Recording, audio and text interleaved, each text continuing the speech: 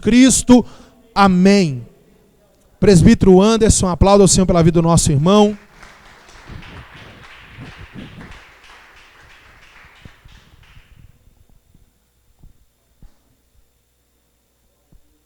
Aleluia. Paz do Senhor, irmãos.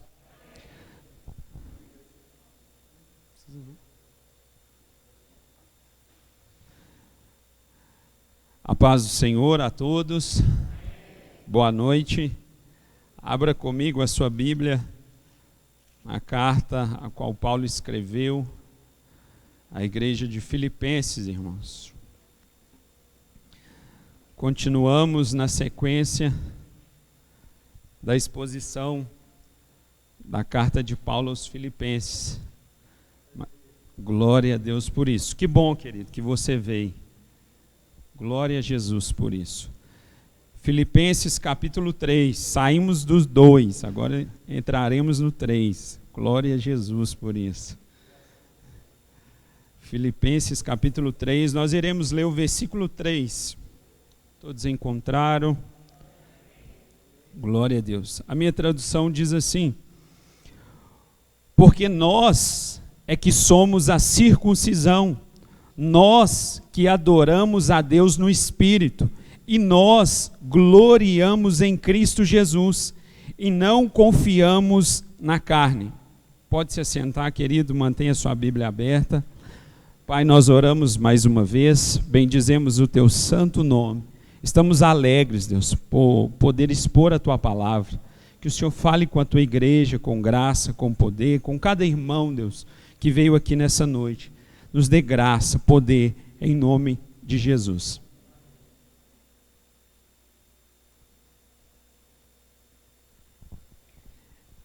Irmãos, nós vimos nos capítulos anteriores, no capítulo 1 de Filipenses em específico, que Paulo ali, no capítulo 1, mostra para nós a supremacia de Cristo em sua vida.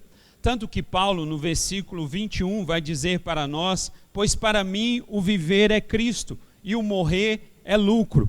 No capítulo 2, nós vemos que Paulo mostrou a primazia de preocupar com o outro. A partir do versículo 4, Paulo vai falar que cada um não se preocupe somente com o que é seu, mas que preocupe também com o do outro. Então agora, nós chegamos aqui no capítulo 3, a qual nós lemos o versículo 3. Paulo agora volta a sua atenção para a questão da verdade.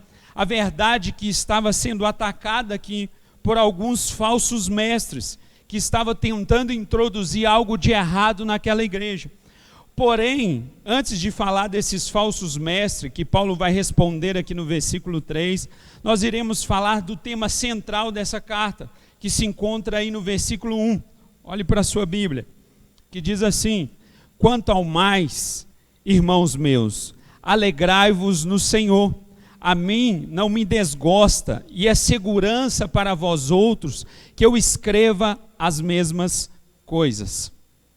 Olhe para cá.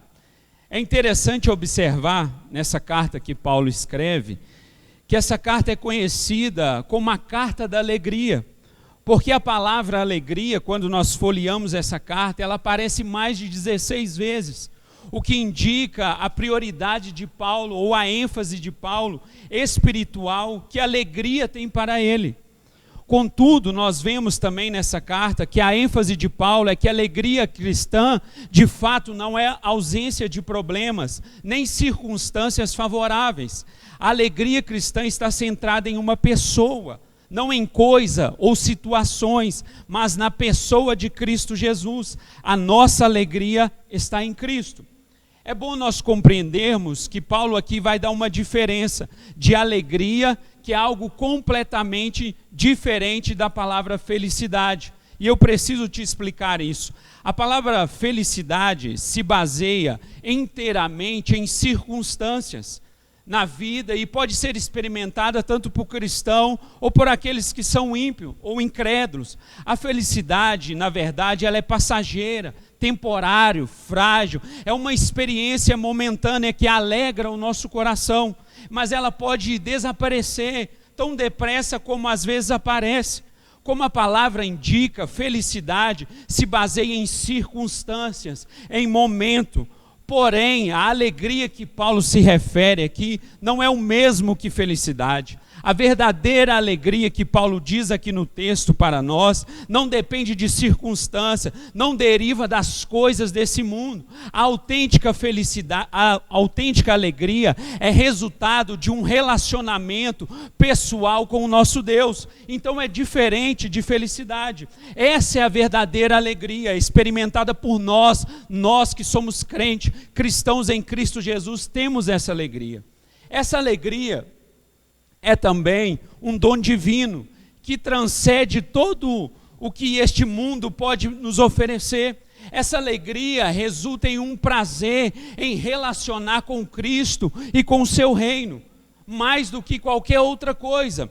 A verdadeira alegria é uma dádiva que só Deus pode nos dar e nos deu. O salmista deixa isso bem claro no seu salmo, que ele diz assim: puseste alegria no meu coração. Em outro salmo ele diz assim: na tua presença a plenitude de alegria. Essa alegria é gerada no crente pelo Espírito Santo. Nós vemos isso que Paulo em Romanos capítulo 14, a partir do versículo 17, ele diz assim: o reino de Deus consiste em alegria no Espírito Santo. Em Gálatas, capítulo 5, versículo 22, Paulo diz ainda que o fruto do Espírito Santo é a alegria. Então, meu amado irmão, não há uma gota de alegria verdadeira e autêntica que não possa ser experimentada sem a presença de Cristo.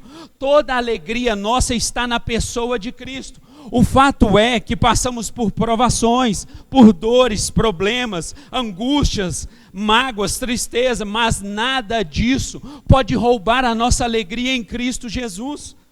Porque diferente do ímpio, que baseia a sua felicidade nas circunstâncias, nós de fato temos a alegria de sermos de Cristo, de pertencermos a Cristo, não em circunstância, não em situações, mas em Cristo Jesus.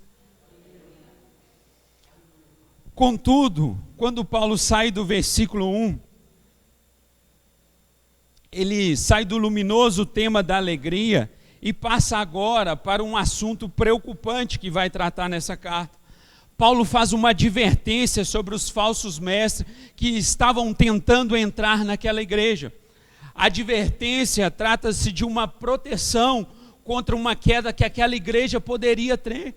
Era uma falsa doutrina que estava tentando entrar na igreja para separar a igreja dos Filipos da alegria plena em Jesus Cristo. Então Paulo descreve esses falsos mestres no versículo 2, olha aí para a sua Bíblia. Acautelai-vos dos cães, acautelai-vos dos maus obreiros, acautelai-vos da falsa circuncisão. Esses falsos mestres são tão perigosos e Paulo está tão preocupado que Paulo usa a palavra aqui, acautelai-vos, 3 vezes. Era para chamar a atenção daquela igreja, era para aquela igreja ligar o sinal de alerta, porque aqueles falsos mestres queriam de todo jeito introduzir algo ali a mais no evangelho. As repetições que Paulo usa aqui, acautelai-vos, 3 vezes, são como golpes de martelo, batendo e dando um sinal de alerta para aquela igreja. Acorda, preste atenção. Paulo emprega aqui uma linguagem vigorosa para alertá-los contra esse mal eminente que está sobre aquela igreja, que está querendo invadir aquela igreja. É bom nós compreendermos também que Paulo não está falando de 3 inimigos diferentes, não. Ele está falando sim de um único inimigo, com 3 características diferentes: cães, maus obreiros e falsa circuncisão. Esse inimigo em específico são os judaizantes, que tinha confessado a Cristo Jesus, que tinha recebido a Cristo Jesus, mas que insistia que para obter a salvação plena era necessário alguns ritos. Tanto os judeus quanto os gentios que receberam a Cristo, para eles não era necessariamente somente a graça, mas eles entendiam que era necessário a circuncisão, guardar a lei de Moisés. Então Paulo os denomina primeiramente aqui como cães. É interessante, querido, esse termo que Paulo usa aqui, cães, porque quando nós lemos a história, nós vemos que são os judeus que usavam esse termo referente aos gentios. Eles sim chamavam os gentios de cães. Os judeus consideravam os gentios indignos, abomináveis. Os judeus viam os gentios como cães, como impuros. Porém, agora Paulo inverte os papéis e se refere a esses mestres como cães, ou seja, aqueles que viviam perambulando, aqueles que viviam ao redor das igrejas, tentando abocanhar algum crente, querendo abocanhar algum simpatizante. Esses mestres judaizantes eram como cães, como animais imundos daquela época, selvagens, que vagavam pelas ruas, latindo, rosnando, em busca de algo, atacando aqueles que ficavam à beira do caminho. Eles eram terríveis. Paulo usa essa metáfora para se referir a esses falsos mestres como insolentes, astuciosos, vadios, que a todo tempo procuravam invadir, infiltrar no meio da igreja. Eram corruptores da verdade, alimentavam-se do lixo da falsa doutrina e tentavam a todo custo espalhar ela no meio da igreja. Por isso a ênfase de Paulo. Por isso Paulo é tão enfático. Porém, Paulo também se refere a ele como maus obreiros. Chama esses homens de obreiros. Sim, eram obreiros da igreja. Porém, o seu termo qualificativo, ou que qualificava ali, era maus obreiros. Esses homens são trabalhadores ímpios, maliciosos, são obreiros fraudulentos, obreiros da iniquidade, de modo algum são obreiros de Cristo, obreiros da justiça. Em vez de cooperar para a boa causa do Evangelho, eles a prejudicam, fazem mal, desviam a atenção de Cristo e de sua redenção perfeita e fixa agora em rituais ultrapassados, em normas. Eles trabalham contra Deus e para desfazerem as obras de Deus. Laboram a todo tempo o erro, maquinam, querem desviar as pessoas da verdade, são malignos, trabalham incansavelmente para espalhar o mal. Esses são os maus obreiros. Conduz o povo para o descaminho, conduz o povo para o erro, são verdadeiros obreiros da iniquidade, só pensam no seu umbigo. Obreiros perversos, o intuito deles era desgraçar a obra de Deus e não dar graça à obra de Deus. Porém, Paulo também se refere a eles como da falsa circuncisão ou mutilação, algumas traduções dizem isso. A palavra grega para circuncisão, que Paulo usa em quase todas outras cartas, quando refere a essa palavra, no grego essa palavra é peritome. Mas Paulo aqui, nesse exato momento aqui dessa carta, ele recusou usar essa palavra. Em vez disso, ele usou a palavra grega katatome. E essa palavra descreve a mutilação da carne, nos ritos pagãos, nos ritos dos ímpios, dos impuros. Muito embora não houvesse nada de errado com a circuncisão em si, Paulo sustentou que era errado ensinar que a circuncisão era uma condição indispensável para a salvação. Os mestres judaizantes trocaram a graça de Deus por um rito físico. Eles se vangloriavam disso. Eles se achavam os tais. Era uma glória por uma incisão, um corte na carne, em vez de uma mudança no coração. Eles cortavam o prepúcio do órgão sexual masculino, porém não cortavam o prepúcio do coração de fato. Assim Paulo diz para eles, arrogantes, hereges, que eles não estavam circuncidados de fato, mas apenas mutilados, apenas cortado alguma parte do seu corpo. Se tudo o que eles tinham para mostrar era a circuncisão da carne, uma marca física, então, realmente não estavam circuncidados, mas apenas mutilados. É nessa intenção que Paulo está dizendo para ele: de fato vocês não são da circuncisão, vocês só tiraram um pedaço do seu membro e estão mutilados. Esses falsos mestres queriam tornar o cristianismo, querido, uma seita judaica. Eles ensinavam que a salvação dependia totalmente da circuncisão, anulando a suficiência de Cristo. Por isso Paulo refuta eles, por isso Paulo combate tão com veemência e vigorosamente essa heresia, mostrando que a verdadeira circuncisão não é aquela feita na carne, mas a circuncisão do coração, operada pelo Espírito Santo de Deus. Então Paulo ensina aqui para nós, a partir do versículo 3 que lemos, que fornece uma descrição dos verdadeiros crentes, da verdadeira circuncisão. E ele diz: porque nós é que somos a circuncisão. Olha a afirmação de Paulo: nós que adoramos a Deus no Espírito e nos gloriamos em Cristo Jesus e não confiamos na carne. Paulo está combatendo que agora aqueles, de fato, que são circuncidados, são aqueles que adoram a Deus no Espírito, aqueles que glorificam a Cristo, e aqueles que não confiam na carne. Podemos perceber que, como Paulo apresenta uma tríplice descrição dos falsos mestres, Paulo aqui faz uma tríplice descrição ou da identificação do povo de Deus. Ele diz para nós 3 características, e eu começo aqui pela primeira: adoram a Deus em espírito. Olhe para cá. A palavra adoração significa servir ou ministrar, referindo-se à realização de um serviço ou de uma homenagem. Mas a grande questão é: como essa adoração é prestada? E de que forma ela é prestada? Nós sabemos, através dos textos bíblicos, que a igreja verdadeira adora a Deus e faz mediante a ação do Espírito Santo. Então toda adoração que não é prestada a Deus é uma idolatria. Você consegue imaginar e compreender isso? O quão sério é isso? O fato de nós colocarmos qualquer coisa no lugar de Deus é uma idolatria?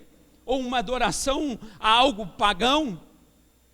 Se seu emprego, se seu dinheiro, se sua casa, se seu carro, suas coisas roubam o lugar de Deus, então você está adorando todas essas coisas, menos Deus. Eu gosto de uma frase de um pastor americano, que ilustra bem isso aqui que Paulo está dizendo. Ele diz assim: me diga o que ocupa a sua mente, e eu te direi quem é o seu Deus. O que ocupa a sua mente nos momentos aqui fora da igreja? O que é seu Deus lá fora? O que tem rondado o seu coração? Qual é a sua adoração lá fora? Nós sabemos que a verdadeira adoração não é egocêntrica, mas teocêntrica. Quem está no centro do palco não sou eu, mas é Deus. Por isso o adoramos. A verdadeira adoração, querido, nós precisamos sair daqui entendendo isso, que é gerada pelo Espírito Santo, transcende todos esses ritos, esses rituais externos, e não depende de coisas para nós adorarmos a Deus, nem de situações ou lugares. A verdadeira adoração é dirigida a Deus por meio do nosso Senhor Jesus Cristo e pelo Espírito Santo de Deus. E te digo mais: a verdadeira adoração não separa o culto que prestamos aqui na igreja daquilo que prestamos com a nossa vida fora da igreja. Nossa adoração não pode restringir somente quarta e domingo, não, está errado. Desculpa a palavra, mas parece às vezes que somos esquizofrênicos. Somos uma pessoa aqui dentro da igreja, mas uma pessoa bem diferente fora da igreja. Mas se não adoramos o Senhor com as nossas vidas lá fora da igreja, então o que fazemos aqui na igreja não é a verdadeira adoração. Aquilo que fazemos aqui na igreja, querido, é apenas a ponta do iceberg da verdadeira adoração, a pequena parte que é mais vista. Contudo, eu te digo nessa noite, se não houver nada de baixo para sustentar, se não somos adoradores durante 24 horas, ao longo dos 7 dias da semana, não fazemos nada, não prestamos adoração direito ao nosso Deus.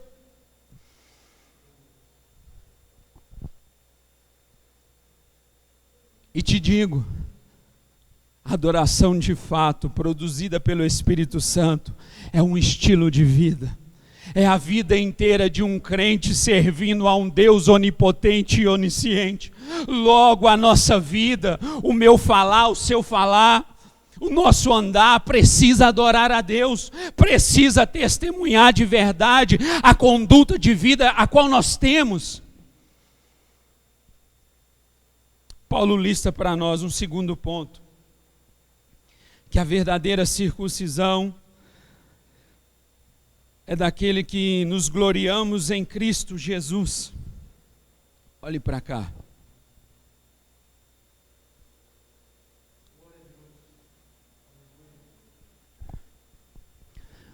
O verbo gloriar-se, que Paulo usa aqui, significa orgulhar-se com grande alegria. Paulo está dizendo que os verdadeiros crentes são aqueles que estão continuamente orgulhando-se de Jesus Cristo e dando louvores a Ele. Se os ímpios se gloriam no seu cargo, na sua inteligência, no seu dinheiro, na sua casa, nós cristãos somos diferentes, porque gloriamos em Cristo, orgulhamos daquilo que Ele fez por nós, por isso depositamos nossa confiança nele, por isso cremos nele. Somos diferentes daqueles que se gloriam em si ou em coisas. Nós não somos desses, nós somos crentes que gloriamos a Cristo Jesus. Não precisamos de ritos, não precisamos de ensinos religiosos, mas precisamos gloriar a Cristo com a nossa vida. O nosso exemplo, o nosso alvo, a nossa força é Cristo, então gloriamos nele. Ele tem que ser suficiente para nós. Gloriar-se em Cristo é atribuir tudo a Cristo, a começar da salvação, que é pela graça, é lembrar de Efésios capítulo 2, a partir do versículo 8, pela graça sois salvos, mediante a fé, e isto não vem de vós, é dom de Deus, não de obras, para que ninguém se glorie. Desse modo, querido, eu te digo nessa noite, gloriamos nele, porque ele é o Cordeiro de Deus, porque ele nos redimiu, porque ele nos amou primeiro, porque ele morreu em meu lugar, porque ele nos fez nova criatura, porque ele nos tirou dos impérios das trevas e nos levou para o seu reino de luz, porque ele é a ressurreição e a vida, porque ele é o alfa e o ômega, porque ele é o onipotente, o onisciente, o todo-poderoso. Por isso gloriamos nele. Gloriamos nele, porque nele foram criadas todas as coisas, como foi dito aqui no início do culto. Todas as coisas nos céus e na terra, visíveis e invisíveis, tronos, soberanias e principados, tudo foi criado por ele e para ele. Gloriamos nele porque ele começou a boa obra na sua vida e na minha vida. Gloriamos nele porque ele há de completar essa boa obra até o dia de Cristo. Então gloriamos nele porque ele é a nossa esperança verdadeira. Gloriamos nele, porque é ele e não nós. Por isso gloriamos nele. Porque ele, querido, e por ele, e para ele, são todas as coisas. E eu te pergunto nessa noite, para nós encerrarmos, quem é você? Você só mutilou uma parte do seu corpo? Ou você de fato foi circuncidado no seu coração pela obra da graça? Se você vive somente para as suas vontades, só está alegre quando as coisas vão bem na sua vida, ou você só vem aos cultos para cumprir uma obrigação, um rito, ou talvez só para mostrar para sua mãe, para o seu parente, para o seu amigo, para o seu marido ou esposa que você é frequente, ou talvez você é aquele que diz que adora aqui dentro do culto, mas quando acaba o culto, sua adoração acaba juntamente com o culto. Eu te digo, com toda certeza, que você só mutilou uma parte do seu corpo. Você é só mais um falso religioso, cumprindo as suas obrigações para agradar alguém, ou talvez até o seu eu. Contudo, meu amado irmão, Deus nos trouxe aqui nessa noite chuvosa, para circuncidar o nosso coração, como está ali no tema, para circuncidar as nossas vidas, as nossas atitudes, para que eu e você, de fato, tenhamos a verdadeira alegria de Cristo Jesus, para que você possa sair daqui nessa noite entendendo que adorar a Deus com todo o seu entendimento, com toda a sua vida, é muito mais de somente vir ao culto e estender a mão. Que você possa sair daqui também dessa noite, entendendo que gloriar somente e viver somente para Cristo, e viver na sua força e no seu poder não vai te levar a lugar nenhum, mas quando você entender que tem que gloriar em Cristo, e a sua força está em Cristo, e o seu poder está em Cristo, as coisas são diferentes. Coloque-se de pé.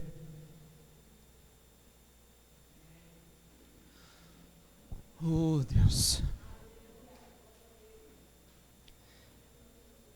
Eu te pergunto mais uma vez, quem é você nessa noite? Quem é você nessa noite chuvosa? Quem somos nós aqui, Igreja do Industrial? Coloque a sua mão no seu coração, se você puder e quiser.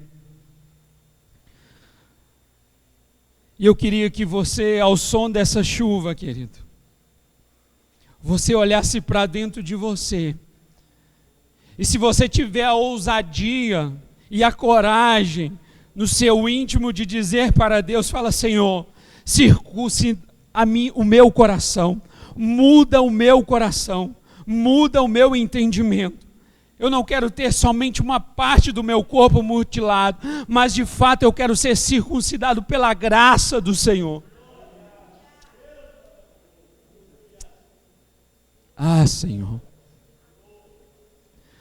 nós estamos aqui, Deus, mais uma vez, Senhor, reunidos no Teu nome, oramos aqui no Teu nome, Deus, e pedimos tudo aqui, Deus, no Teu santo nome. E uma vez mais oramos, Deus, pedindo ao Senhor que o Senhor venha circuncidar os nossos corações. Nós precisamos de fato ser esse povo que Paulo relata, a verdadeira circuncisão, aqueles que não confiam na carne, aqueles que glorificam a Cristo. Oh, Pai, nos ajuda, Senhor. Nós temos tido cultos aqui quarta e domingo e quarta, Deus, mas nos ajuda com mais frequência, vem sobre nós, muda nossas vidas, Pai. Venha, Senhor, circuncidar de fato os nossos corações. Queremos ser pessoas diferentes. Queremos tudo que a Bíblia tem para nós. Queremos ser de fato reconhecidos como cristãos autênticos, que glorificam, que adoram a Deus, não somente aqui na sua casa, mas lá fora, no trabalho, na escola, no convívio, Deus. Oh, Deus, nos ajuda. Espírito Santo, vem sobre nós, sobre os nossos corações. É o que nós oramos. Em nome de Jesus. Aplauda o Senhor, querido.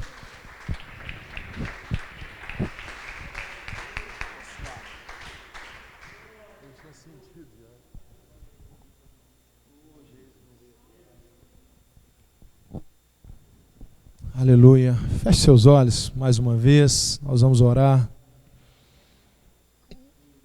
Deus, nós te agradecemos, Pai.